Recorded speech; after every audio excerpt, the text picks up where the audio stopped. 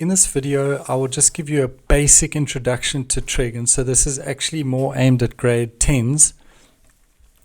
And so what we have in trigonometry is, for now, working in 90-degree triangles, but later we don't need 90-degree triangles. And so looking from this angle at the bottom left we call theta, which just represents any angle. And looking from here in a triangle, this would be my opposite side.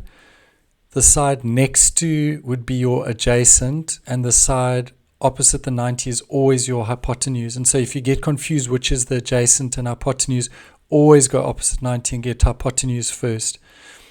And so we have a silly little riddle here. Smoking old herbs can actually have those odd effects. I know that it should be an E, but it works just for now.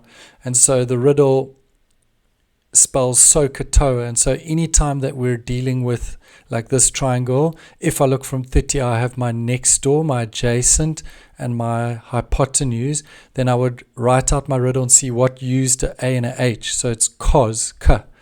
And so I always write cos and then the angle that I had. So it would be cos 30 equals my adjacent over hypotenuse. So the riddle is always the first letter you see over the second. If the thing that I want is at the bottom, so y is at the bottom, I'll do a double escalator. And what that means is I'll just swap this so the y goes to the top and the cos 30 would go straight to the bottom. And I punched it in my calculator and there's my answer. Let's look at this next one. If I look from 45, this is opposite, and opposite the 90 is always hypotenuse. So in this picture, it's O and H. So O and H is here, so that will be sine. So sine, when I looked from 45, was my O over H, my first letter over the next one. What was the O? It was 1. What was the H? X. And again, because the thing that I want is at the bottom, I'm going to just swap it places with the sine 45. I call it escalators. And you'd end up with x equals 1 over sine 45. So the answer is just root 2. Last two, looking in this case from the top here, looking from the 60, this would now be opposite the angle, and this would be adjacent. What used the O and A? It's tan. So tan, when I looked from 60, was my opposite over adjacent. That's P, my opposite over adjacent, which is 1, which simplifies to just being P. So tan 60 equals P, so I put tan 60 in my calculator and I get my answer. The last one's slightly different.